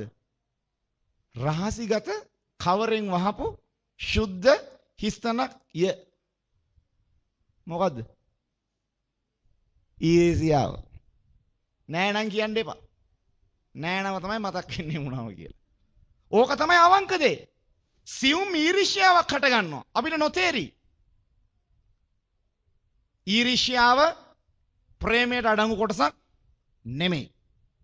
ඒ කියන්නේ අපි අර දියුණු වෙන මිනිහා දිහා ප්‍රේමෙන් බලන්නේ ද්වේෂ සහගතව බලලා මේක කිව්වේ. ඒ මිනිහා සංසන්දනය කළේ මොකටද? ඔබට ඕන නම් දෙවෙනි අතර ඔබ ගැන කියලා ඉල්ල ගන්න. ඇයි තව මිනිහෙක් සංසන්දනය කරලා කතා කරන්නේ? එතන තියෙන ඊර්ෂ්‍යාව. ඔබට මොනාරි දෙවියන්ගෙන් ඉල්ල ගන්න ඕන නම් ලුසිෆර්යි, පාවුල්ලයි, සාවුල්ලයි ගාවන්න නැතුව ඔබට තියෙන ස්වාමී මගේ අවස්ථාවක් නැත්නම් මට පාවුල්ගෙන් වැඩකුත් නැහැ. මට සාවුල්ගෙන් වැඩකුත් නැහැ. මට මෝසස්ගෙන් වැඩකුත් නැහැ. මට අවශ්‍ය දෙයක් තියෙන්නේ මට දෙන්න. ඔබ මොනවද කරන්නේ? ඔබ සංසන්දනය කරලා කියන ශුද්ධ ඊර්ෂ්‍යාවත් එක්ක නික්මෙන යාඥාවල් දෙවියන් වහන්සේ අහන්නේ නැහැ. කොහොමද දන්නවද? යොහන්ට කියන්න තුන වනාන්තරේ ඉඳගෙන ස්වාමිනී මගේ පියා ආහාරේ මණ්ඩපය අසීමිත සැපක් විඳිනවා. මිනිහා කනවා රෑදවල් මට පළඟැටි. මට මීවද. ඔබ මන් දිහා බලන්නේ නැද්ද ස්වාමිනී? එහෙම යාඥාවක් යොහන් කොහෙවත් කළේ නැහැ. හාලෙලූයා. යොහන් දැනගත්තා. තාත්තා කණ එකක් කාපුවා යන වාහනයක ගියාවේ. මේක මගේ කැඳවීම. මම ඒකට මුහුණ දෙනවා. එච්චරයි. ඇයි සුද්ධ ඊර්ෂ්‍යාවක්? දෙමෝපියන්ට ඊර්ෂ්‍යා කරන જાතිය. නෑයි කියනවාද? නෑයි කියනවාද? දෙමෝපියන් දිහාත් ඊර්ෂ්‍යා සහගතව බල්ලි ඉවරලා දෙයියන්ට මොර ගහන කණ්ඩායම තමයි අද ලෝකෙ බිහි වෙලා තියෙන්නේ. ඒවා අපිට උචිත නෑ. එනම් යොහන්ගේ වස්ත්‍රය බොහොම සරලයි. අපි කියනවා ස්වාමීනි මගේ නායකයාට ඔබ වහන්සේ දෙනවා නම් මෙච්චර දෙ මට එකෙන් බින්දුවක් හරි දෙන්න මම කැමතියි. නායකයා ඒව ඉල්ලන්න එපා. ඔබ කියන්නේ ස්වාමීනි ඔබයි මාව කැඳෙව්වේ. ඔබගේ සිතියමේ මම ඉන්නේ. ඔබගේ සැලැස්මේ මම ඉන්නේ. මම ගැන කියන්න. කොහමද? බාහිර ඔබට කිව්වොත් එම බලන්නකෝ මේ ඔයාගේ ගුරුතුමා කොච්චර හොඳට සඵල වෙලා ඉන්නද? ඇයියනේ ඔයාට වෙන්න බැරි? මහත්යට ඔක දැන් ඔලුවට එනවා. ඇවිල්ලා මහත්තයා මොකද කරන්නේ? ඉඳපන් මං හෙට ඉඳන් සඵල වෙලා පෙන්නන්න. කියලා හිතට ගන්නවා. දැන් මොකද ගන්නේ? යන තන ප්‍රාර්ථනා ස්වාමීනි මට ලොකු පොන්රක් ලැබෙවා මගේ ගෑණිගේ හිත සනසන්න. ගෙච්චම නැහැ කියන්නේ නැහැ මේවා. ගෙච්චම නැහැ කියන්නේ. පිටා කියනවා. ඊට පස්සේ මොන මේ සිතුවිල්ල ඉපදෙව්වේ කවුද? මේ වචන මේවල ප්‍රතිඵල තමයි ද්‍රෝහියෝ බිහි වෙන්නේ. මේවල ප්‍රතිඵල තමයි Tamanගේ ගුරුවරයාට පයින් ගසන්න බිහි වෙන්නේ. මේ වයින් තමයි Tamanගේ මාර්ගය තමයි කැඳවීම තේරුම් නොගෙන නාස්ති වෙන්නේ. මේ වයින් තමයි ඊර්ෂ්‍යාව උඩුදුවන්නේ. මට පුළුවන් ද ඔබ වෙන්න, ඔබට පුළුවන් ද මං වෙන්න. අපිට පුළුවන් ද රටේ ජනාධිපති වෙන්න. ඒ එක එක්කෙනාගේ කැඳවීම. ඒ එකිනෙකනාගේ পদවි. අපි ඊර්ෂ්‍යා කරලා වැඩක් තියනවද? රටේ ජනාධිපතිට. අපි ඊර්ෂ්‍යා කරලා වැඩක් තියනවද? ඇමරිකාවේ ඉන්න ජනාධිපතිට. ඔබ යාඥා කළකොත් ස්වාමිනී අර බලන්නකො ඇමරිකාව සඵල වෙන විදිය. ඇයි බැරි ලංකාවෙම සඵල කරන්න? ස්වාමීන් වහන්සේගේ උන්ගේ සඵලත්වයේ වගේම අඩුපාඩු තියෙනවා. අපි සංසන්දනාත්මකව දෙවියන්ගෙන් ඉල්ලන්න එපා. සරලව ලද පමණින් සතුටු වෙමු. හාලෙලූයා. දේවසේවිදි මේවා ඇහෙන්න ඕන දේවල්. දේවසේවිදි හවුනද මතක තියාගන්න. දේවසේවිදි මේ ඇහෙන්න ඕන දේවල්. මේවා නැසනයි කියලා කියන්නේ තමන් ඊර්ෂ්‍යාවෙන් පෙළෙන කෙනෙක්. වචනයක් නැහැ. නෑ නම් කියන්න එපා. දැන් ඔප්පු කරන ඊර්ෂ්‍යාව වෙන විදිය. කොහොමද හදවතට රිංගන විදිය? කොහොමද තමන්ගේ ජීවිතය සාතන් අරගෙන ගිහිල්ලා නවත්තන්න හදන ස්ථානය සහ නාස්ති කරන්න මේවට හවු වෙන්න එපා. ඊට පස්සේ මම කැමති යොහන්ගේ ජීවිතේ ඔහුගේ කෑම.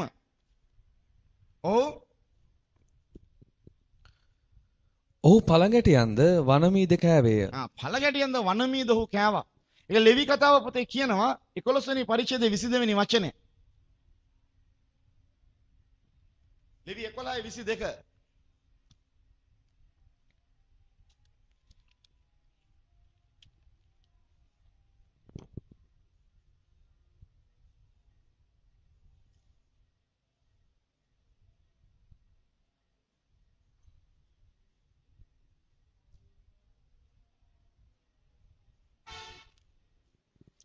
ලෙවි කතා පොත 11 වන පරිච්ඡේදයේ 22 වන පදය. එනම් ඒ වර්ගයේ පළඟැටියෝද, ඒ වර්ගයේ තට්ට පළඟැටියෝද, ඒ වර්ගයේ ගොඩවැලුවෝද, ඒ වර්ගයේ තනගිරවුද නුඹලාට කන්ට පුළුවන්.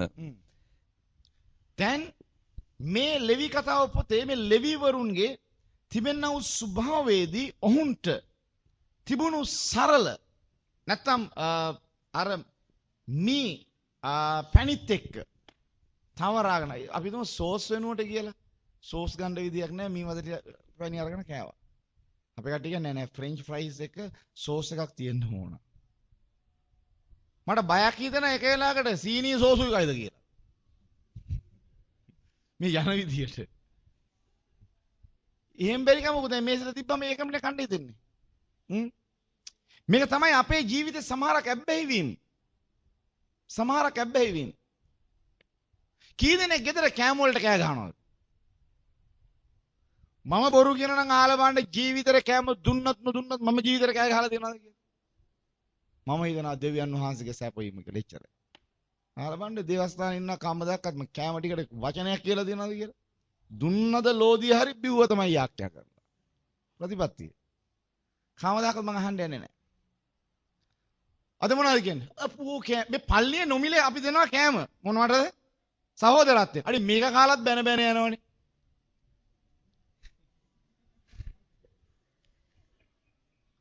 ඊරිසියාව ගෙන්නන්න උසා බෙදා හරින්න කියලා මට හිතෙන්නේ.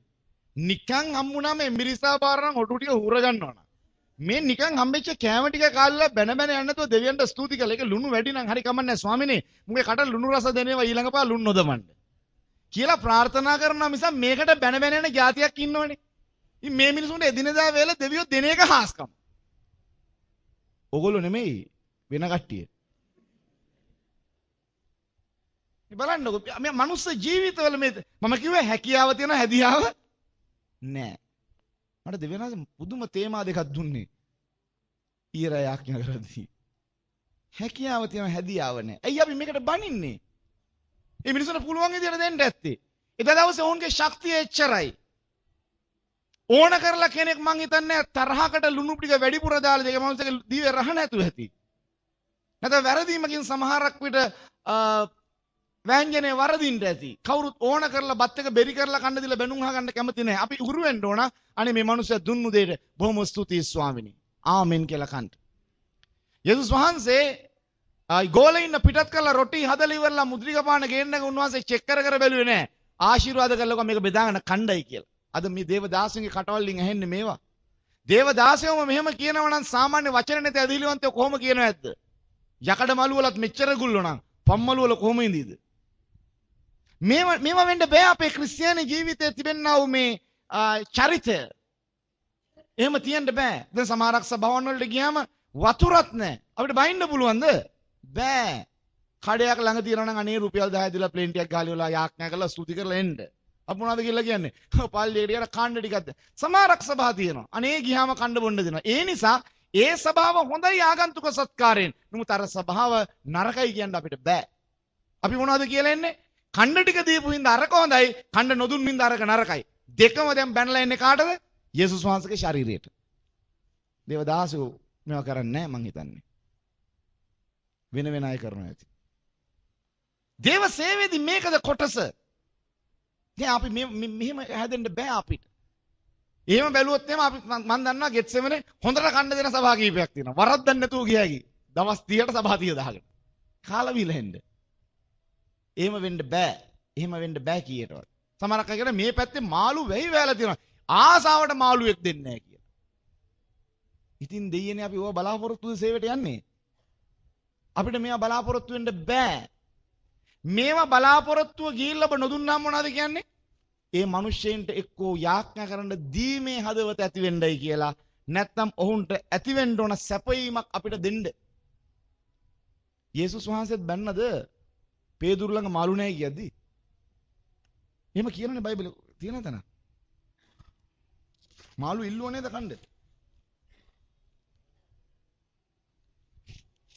පොඩක් පෙරලන්නකෝ. මට දන්නේ නැහැ කොහෙද තියෙන්නේ කියලා.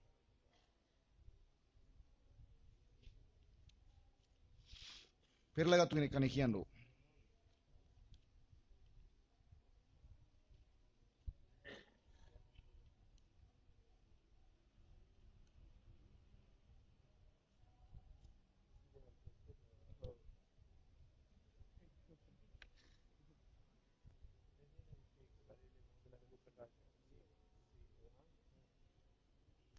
කීයද? මොකේද? කියවන්නෝ. බලන්නකො යේසුස් වහන්සේ කන්න ටිකක් ඉල්ලලා කියන්න කෑ.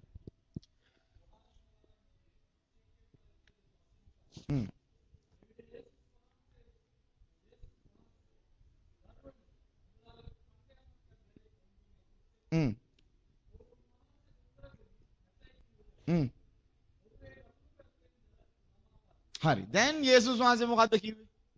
දැන් ගිහලා කොඹලා කන්න මොන හරි මට තියනවාද? අනේ නෑ කිව්වා. උඹලට කන්න ටිකක් අද ලෑස්ති කරලා තියන්න බැරිද අපි එද්දි? අය අපේ කට්ටිය කෙනෙක්ද? යේසුස් වහන්සේම කිව්වේ නෑ. මට වැරදුනේ. අපි එනවයි කියලා දන්නේ නැද්ද? උඹලට තේක හදලා ඉරිද දේවමයකට තකහණියක් එනවා දාඩිය හලාගෙන. කෑම ටිකක් හදලා තියන්න බෑ නේද? ඔවුන් කෑම නැහැ කොන යේසුස් වහන්සේ කලේ කෑම ලැබෙන්න ආශිර්වාද කෙරුවා. හාලෙලූයා. බැන්නේ නෑ, දෙස් කිව්වේ නෑ. අද දේව සභාවන් වල සේවයට කියලා සමහරක් ගෙවල් වලට ගිහිල්ලා ඉවරලගෙන මේ ගෙදරින් කන්න ටිකක් දෙන්නෙත් නැහැ, බොන්න ටිකක් දෙන්නෙත් නැහැ, පඳුරක් දෙන්නෙත් නැහැ කියලා. යෝහාන්ලා මේවා කී හිටියනම් මාර්ගයේ සමතලා වෙන්නේ නැහැ යේසුස් වහන්සේගේ ප්‍රකාශ වීමට. අද යේසුස් වහන්සේගේ ප්‍රකාශ වීමට බාධා මෙවැනි හෘදයක් ඇති දේවදාසයෝ මාර්ගය සකසන්නේ නැති නිසා. ඇයි? සේවයක් නෙමෙයි, සේවයක් කරන්න නෙමෙයි ගිහලා දෙන සේවයක් ලබන්න. ගිහලා මොනවාරි ඉල්ලනවා. නැත්තම් බනිනවා, නැත්තම් දෙස් කියනවා. අපිට මේක උරුමයි. මේක පැහැදිලිවම තේරුම් ගත යුතුයි. ආගන්තුක සත්කාරය කියන එක බලෙන් ගන්න බෑ. මිනිස්සු දුන්නොත් ගන්නවා මිස. අපි බලෙන් ගන්න හදනවා මිනිස්සෙන්ගෙන්. දේව සැපීම තුල අපි ජීවත් වෙන්න ඕන. හාලෙලූයා. දේව සැපීම තුල ජීවත් වෙන්න ඕන. අපි මිනිස්සුන්ට බර කරන්න හොඳ නැහැ.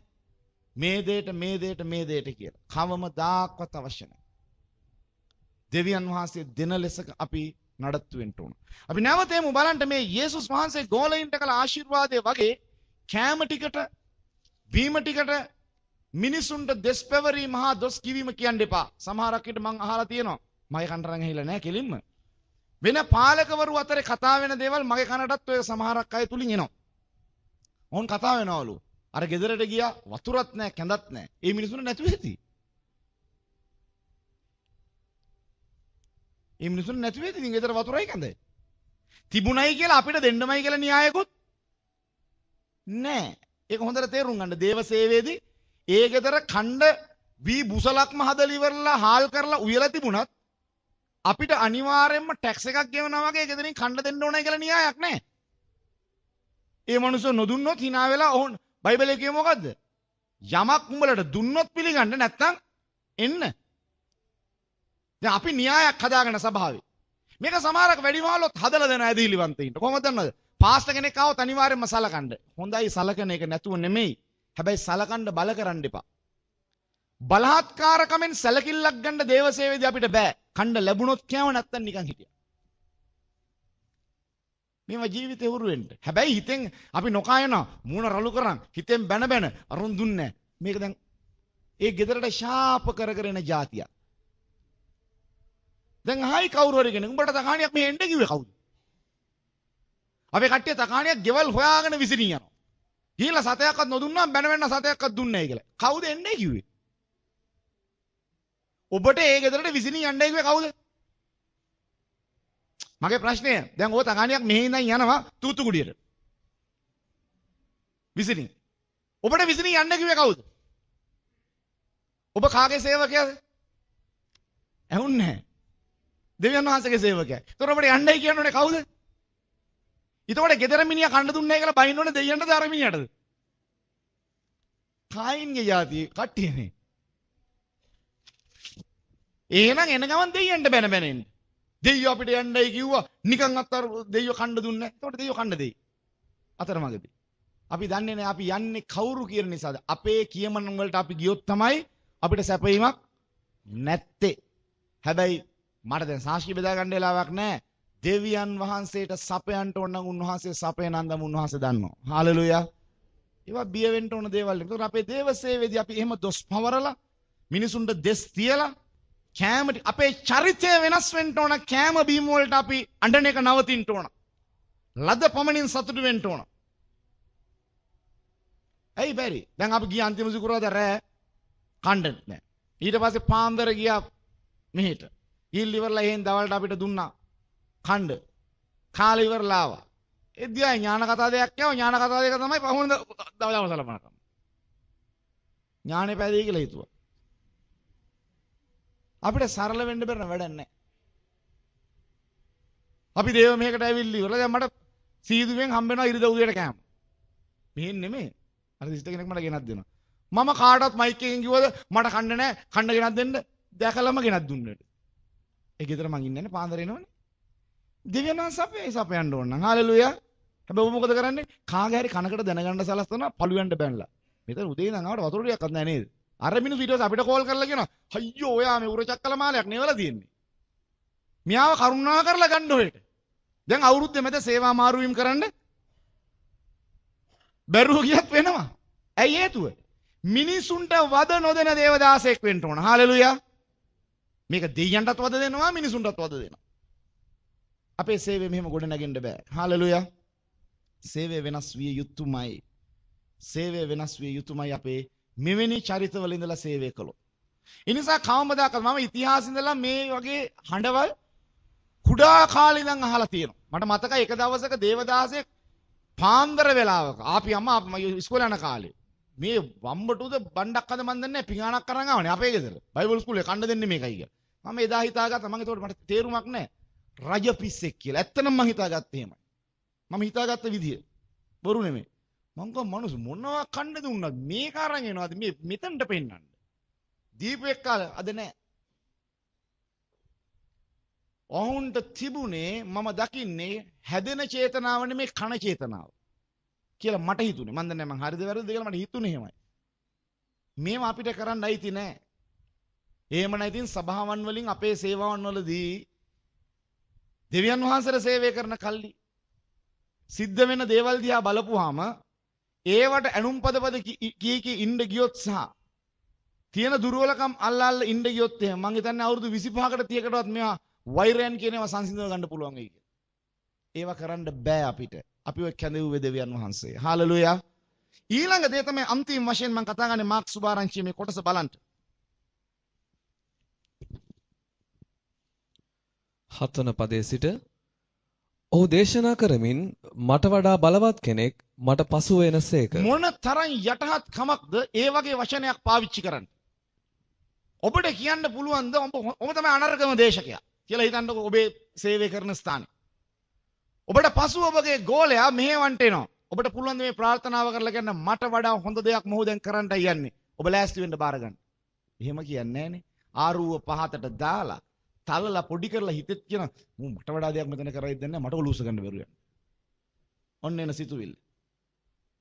ඔන්න එන සිතුවිල්ල. ඊට පස්සේ මොකක්ද කරන්නේ? ඔහුට හෝ ඇයට දේශනා කරන්න දීලා ඒ වැරදි විවේචනය කර කර යන ස්වභාවයක් තියෙන්නේ නැහැ. ඒක නෙමෙයි වෙන්න ඕනේ. වරද ඔහුගේ අතින් වෙනවනම් ඊළඟ පියවර ඉඳන් හදන්න පටන් ගන්න. විවේචනය කරන්න එපා. මේක කිල්ල ඉවරලා කියනවා මිනිහාගේ දේශනා හරිය නැහැ. කාගේ දේශනාද හොඳ? කවුද හොඳට දේශනා කරලා පටන් ගත්තේ? කවුද හොඳ විදියට කතිකත්වෙන් ආවේ? කවුද ඉස්සල්ලාම හොඳ එළිදරව් දුන්නේ? වචනේ කවුරුත් නැහැ. මේ ඔක්කොම ගොඩ නැගෙන අය. ඒ අයගේ අඩුපාඩුකම් පෙනෙද්දී ඒවා ඉවසන්න සිද්ධ වෙනවා අනර්ග මිනිහෙක්ව බිහි කරන්න. හාලෙලූයා. නැත්නම් එහෙම අද මොනවද තියෙන්නේ? අපි කරන වැඩේ දේශනාවක් කළා දේශනාව වර්ධපන් බයින් එකනේ. බයින්න නෙමෙයි. පෙන්වලා දෙන්න. හැබැයි මනුස්සර කියන්නේ ඔබ දේශනා කරපන්. දේශනා නොකර ඉන්න එපා. හැබැයි උඩඟු වෙන්න එපා. දැනුම් තේරුම් අරගන්න. දැන් අද ප්‍රශ්නේ වෙලා තියෙන්නේ වචනේ පණිවිඩකාරයෝ නැති එක. දැන් අපි ඊළඟට පටන් ගන්න යනවා මේ දැන් මේ කණ්ඩායමනුත් කට්ටිය කැඳවලා දැන්ට ලයිස්තු වලක් තියෙනවා මම හිතන්නේ තරුණ කඳවුරෙත් එකතු වෙච්ච අය විවිධ තැන්වල අරගෙන ඉවරලා මේ පුහුණු කරන්න යනවා කණ්ඩායම් දෙකක්. එකක් තමයි ගෘහ සභාවන් ඊළඟ එක තමයි සුභාරංචිකරණය. මෙයාගෙන් කොයි වගේ කාණ්ඩ වලට මොහොන්න වෙන්න වෙලා ඒ දන්නේ නැහැ. පුහුණු කරලා හැම කෙනෙක්ම දැන් මම උත්සාහයක් දරන්න යනවා දෙවියන් වහන්සේගේ සලස්මත් මේ විවිධ ශාස්ත්‍රවල ඉන්න අයව. ඔවුන්ගේ ශාස්ත්‍රයේ වැඩවලට යොමු කරනවා වගේම දේශනාකාරයෝ බිහි කරන්න. බැරි නෑ. බලන්නකො කෙටි කලකින් ගිහියෝ දේශනා කරන්නේ නැද්ද කියලා මේ හැදෙන්න පූර්ණ කාලිනව කැපවෙච්ච අයට වඩා ගිහියෝ සේවය කරන කාලේ දේශනා කරන කාලේ එනවා සභාවේ. හරි ඉක්මනින් ඒක ඇති වෙනවා. එදාට තේරුම් ගනි අපි ප්‍රමාද වැඩි වුණා. අපි ඉගෙන ගත්තේ නැහැ. අපි උන්වහන්සේගේ වචනේ අල්ලගත්තේ නැහැ. අපි ගියා හැමදාම අපිට පුළුවන් කියලා. කොච්චර ඉන්නවද? ඇතැම් පාලකරු කවමදාකවත් ඔවුන්ගේ තනතුර අහෝසි වෙන එකක් නැහැ. අපි පරණම මිනිස්සු කියලා හිතන් හිටියා. අද අවලංගු කාසි වෙලා. ඇයි? මේ අවලංගු කාසිය බවට පත් කළේ සභාවක් නෙමෙයි. සභාවක් පත් කළා නම් දෙවියන් වහන්සේ ඒ සභාවේ පත් කරපු මිනිහට ගහන්න ඕන. දෙවියන් වහන්සේ පත් කළේ. සාවුල්ව අවලංගු කාසියක් කරන්නේ සාවුල්ගේ හෘදයේ තිබෙන ස්වභාවයට. වෙන කිසිම දෙයකට නෙමෙයි. ඒ තැනට අපි වැටෙන්නේ අපි හරියට සේවය නොකළොත්. අපි හරියට සේවය කරනවා නම් කවමදාකවත් ඒ තැනට වැටෙන්නේ නැහැ. හාලෙලූයා. ඇයි? අපි කැමති නැහැ ඉගෙන ගන්න. අපි කැමති නැහැ අපේ චරිතය යොහාන්ලා වගේ සරලව ගේන්න. යොහාන් කොච්චර අපූර්වද මේ යටහත් වචනේ කියද්දී. මට වඩා බලවත් කෙනෙක් මට පසු වෙනවා. ඒ කෙනාව පිළිගන්න. ඔබ හිතන්නේ මේ වචනේ කියද්දී මිනිසුන්ට ඇති උනේ මොකක්ද? මිනිසුන්ට ඇති උනේ මොකක්ද? මට වඩා බලවත් දෙයක් කරන කෙනෙක් ඔන්න නැගිටින්න යන්නේ කියද්දී මිනිසුන්ට ඇති වෙන්නේ මොකද්ද? බලාපොරොත්තුවක්. අපේ සේවයේදී නිතරම මිනිස්සෙන්ට බලාපොරොත්තුවක් ඇති කරන්න ඕන. උඹලගේ අනාගතය අඳුරු නෑ. ඔබ කියන්නේ මොනවද? මම නැති කාලේට ඉවරයි කිව්වොත් එහෙනම් මොකද වෙන්නේ? මිනිස්සු ඉතින් ඉන්නේ මානසික මට්ටමෙන්ම තමයි. මිනිස්සු කියනවා ඉවරයි. අපිට අනාගතයක් නැහැ. අපිට අනාගතයක් නැහැ. මම මෙහෙන් ගිය කාලේට ඔයගලන්ට තේරෙයි. ආමෙන් කියන්න බෑ. කියනවා මම නැති කාලයකට ජීවිතේට ඔයගලන්ට හොඳ බයිබල් පන්තියක් හම්බෙන එකක් නැහැ. අයියෝ යොහාන්ගේ මයිලක්වත් වටින්නේ. ඇයි මේ අපි මොකද මිනිසුන්ගේ මනසෙන් වටනවා බලාපොරොත්තුවක් නැති කරන අපුණාද කියන අපි සේවය කරලා යනවා මේගොල්ලෝ ආලේපයක් ලැබලා දෙන්නේ මේගොල්ලෝ බලවත් දෙයක් කරන්න යනවා ඊට වඩා හාලෙලූයා යේසුස් වහන්සේත් කිව්ව ওই ටිකමනේ තම ගෝලෙන්ට මොනවද නුඹලා මට වඩා බලවත් දෙ කරන්න ඕය අපි මොනවද දන්නවද කියන්නේ මේගොල්ලෝ විනාශ කරන්න යන්නේ මේගොල්ලෝ කණ්ඩ යන්නේ මේගොල්ලෝ නාස්ති එහෙම නෙමෙයි සැබෑ නායකයෝ ඊළඟ කොට්ටාසය දිරිගන්නවා සෙනඟට බලාපොරොත්තුවක් ඇති කරනවා හාලෙලූයා යොහන්ගේ සේවයක තිබුණා යොහන්ගේ චරිතය ගන්නට අපි කොහරි රටකට පය තබලා ඉවරලා අපි කියන මෙතන දෙවියන් වහන්සේ යමක් කළා මේකේ ප්‍රතිඵල මොහුන් තුලින් දකින්න යනවා සෙනඟට බලාපොරොත්තුවක් ඇති කරන්න මේ දේ වෙන්න යනවා කියලා කාලයක් තියෙනවා හැම සභාවකම වගේ ඉතිහාසන සභාවල් ගැන අධ්‍යයනයක් කරන් ඉද්දී ඒවල ඉන්න නායකයෝ නිතර පාවිච්චි කරන වචන මොනවද බයකින් කතා කරනවා අපි නැති කාලෙට මොනව වෙයිද කිසිම දෙයක් වෙන්නේ නැහැ මක් නිසාද මේක අපේ නෙමෙයි මේක දෙවියන් වහන්සේගේ නිසා හාලෙලූයා උන්වහන්සේ නැගිට්ටවයි මේ අදහස් තිබුණනේ අපි හබකුක් 2:14 ඉඳ තියෙනවා ඒ කියන්නේ මේ අර උන්වහන්සේගේ දැනගැන්මෙන් අවදි වෙන කල්ලි මිනිසුන්ගේ හිත අලුත් වෙලා දැනගැන්ම ඇති වෙනවනේ ඒ නිසා යොහන්ගේ චරිතයේ තිබුණ ඊළඟම වැදගත්කම වුණ නිහතමානී ඔව් ඊළඟ නායකයාට ආශිර්වාද කරනවා සෙනගත් එක්ක සම්බන්ධ වෙන්න. නිකමට හරි යොහන් කිව්වනම් ඒ මොනවාද? උඹලා මගේ පස්සෙන් වරලා යන්න එපා මොනවාද යේසුස් වහන්සේ පස්සේ. මේ අදහස මේ දෙක අතර යවනම් මොනව වෙයිද? දෙවියන් වහන්සේගේ සැලැස්මේ යොහන්ගේ මරණය මොකක්ද? හිස ගසා දැමීම. ඇයි උන්වහන්සේ යොහන්ගේ හිස ගසා දමලා ඒ යුගයේ ගත්තේ? ඔන්න ප්‍රශ්නය. ඇයි යොහන්ව මරණයට පත් කරන්නේ අඩු වයසෙන් ඒ යුගයේදී? දේව දර්ශනේ ඊළඟ මනුෂ්‍යයාට ඉඩ තියලා. හොඳට මතක තියාගන්න. පොළවෙන් නායකයෙක්ගේ ආයුෂ අවසන් වෙනවා නම් ඒක දෙවියන් වහන්සේ දැනුවත් අය සිද්ධ වෙන්නේ. ඊළඟ මනුෂ්‍යයාගේ නැගිටීමට හා දර්ශනයට පාර හදන එක වෙන්නේ. ක්‍රිස්තියානි ජීවිතය අපි තේරුම් ගන්න ඕන දේව සැලැස්මේ අපි ඉන්නේ. අපි මැරුණත් අපි ජීවත් වුණත් ඒකත් දේව කැමැත්ත. අපි කෑවත් බිව්වත් ඒක දේව කැමැත්ත. අද ඔබට දේව කැමැත්ත අමතක වෙලායි තියෙන්නේ. දෙවියන් වහන්සේගේ වැඩවලදී. දෙවියන් වහන්සේගේ වැඩක් කියලා දැන් මේක හිතන්න. දැන් මේක හිතන සංවිධානයක වැඩක්. මේක දැන් සභාවක වැඩක්. සභාව දැන් ක්‍රමසා විධි වලින් හරි පූර්ණයිනේ. පරිපාලන රටාවල් තියෙනවා. පරිපාලන වැඩවලට මිනිස්සු ඉන්නවා. දැන් මේක පරිපාලනයට ඇබ්බැහි වෙලා තියෙන්නේ. ඇදහිල්ලෙන් ශුද්ධාත්මයන් වහන්සේගේ මඟ පෙන්වීමෙන් යන රටාවල් නැහැ. ඒ නිසා තමන්ලගේ හුරුව ඇබ්බැහි වීම වෙලා තිබෙන්නේ පාලනයක් එක්ක පැටලෙල්ලක් විතරයි. දෙවියන් වහන්සේක සම්බන්ධතාවයක් නැහැ. ක්‍රමවේද වලට සභාව ගොඩනගන්න බෑ. ශුද්ධාත්මයන් වහන්සේගේ සැලැස්මටයි සභාව ගොඩනගන්නේ. ක්‍රමවේද වලට ගොඩනගන්න බෑ. ක්‍රමවේද හොඳයි. ශුද්ධාත්මයන් වහන්සේගේ සැලසුම් එක්ක. ඊළඟට මොකක්ද කරන්නේ? මේ බලන්න ඇති කරන බලාපොරොත්තුව. මම නැමි උන්වහන්සේගේ වහන් වල පටිය මුදන්ටවත් නොවටිමි. ඕ කියනවා. මට වඩා හරි වැදගත් ඒ එන කෙනා. ඇයි? උන්වහන්සේ එන්නේ මට වඩා ලොකු වැඩකට. ඔබ දන්නවද? ඔබෙන් පස්සේ බිහි වෙන නායකයා නියත වශයෙන්ම ඔබට වඩා ලොකු වැඩක් කරන්න දෙවියන් වහන්සේ නැගිටවන්නේ. ඔබ එක ප්‍රදේශයක් අතහැරලා ඊළඟ ප්‍රදේශයට ඔබ සේවයට එද්දී ඔබ එන්නේ හිස් අතින් නෙමෙයි. ඔබට වඩා ගිනිමෙන් වූ මිනිහෙක්ව ඒ ප්‍රදේශේ නැගිටවලා. හාලෙලූයා. ඒ මිනිහයා ඔබට වඩා බලවත් දෙයක් කළේ නැතිනම් ඔබේ සේවය අසාර්ථකයි. ඕනම නායකයෙක්ගේ සේවය තුල ඔහුට වඩා ගෝලයා බලවත් දෙයක් කරන්න නැත්නම් ඒ නායකයා තරම් අසාර්ථක නායකයෙක් තවත් නැහැ. ගෝලයා ඊට වඩා වැඩි දෙයක් කරන්නටම ඕන. ඇයි? ඒක තමයි දේව සැලැස්මේ න්‍යාය. එලියාට වඩා එලිෂා දෙගුණයක් අභිෂේකය ලැබලා වැඩ කෙරුවා. මෝසස්ට වඩා බලවත් ලෙසක යොෂුවාගේ වැඩ තිබුණා. යේසුස් වහන්සේ පේදුරුට කිව්වේ නුඹලා මට වඩා බලවත් දේ කරන්න ඕය. යොහන් කියනවා යේසුස් වහන්සේ ඊට වඩා බලවත් දේ කරන්න ඕය. එහෙනම් ඔබගේ හෘදේ නිදහස් වෙලා තියෙන පරාර්ථකාමීත්වයක්, ගෝලයාට ආශිර්වාද කිරීමේ මානසිකත්වයක්. ඔබ මොනවද කරන්නේ? ගෝලෙන්ට බැනීම, දෙස්පැවරීම. ඒක දෙවියන් වහන්සේගේ සැලැස්මෙන් නැහැ. ඔබ දෙවියන් වහන්සේගේ සැලැස්මට අඩංගු නැහැ මේවා කරනවා නම්. දෙවියන් වහන්සේගේ සැලැස්මෙන් පිට යන මිනිස්සෙක්. ඒ නිසා ඔබේ සේවය සඵල නැහැ. ඊළඟට බලාපොරොත්තුවක් ඇති කරලා කියනවා මෙන්න ඉගෙනවීමක් දෙනවා. මොනවද? මම වතුරෙන්, උන්වහන්සේ ආත්මෙන්. යොහන්ගේ සේවය යොහන් අඳුන්වලා දෙනවා ඔහුගේ ඉගෙනවීම සහ යේසුස් වහන්සේගේ ඉගෙනවීම. මෙහෙම කියලා කියනනම් කොහමද යොහන්? අනේ මන් දන්නේ මම කරපු එක නම් කර ඌ කොහොම කරයිද දන්නේ. ඔළුවේ අත ගහගන්නනේ වෙන්නේ. දැන් ගොඩක් ඉන්න අය කියන්නේ එහෙමනේ නේද? මම නම් හරියට සේවය කරුවා. ඔය වැඩිමහලා කොහොම කරයිද දන්නේ. එහෙමනම් අපි අසාර්ථකයි. එහෙම වෙන්න බෑ. තමන්ට අවබෝධයක් තියෙනවනම් තමන්ට පසු එන කෙනා කවුද කියන එක.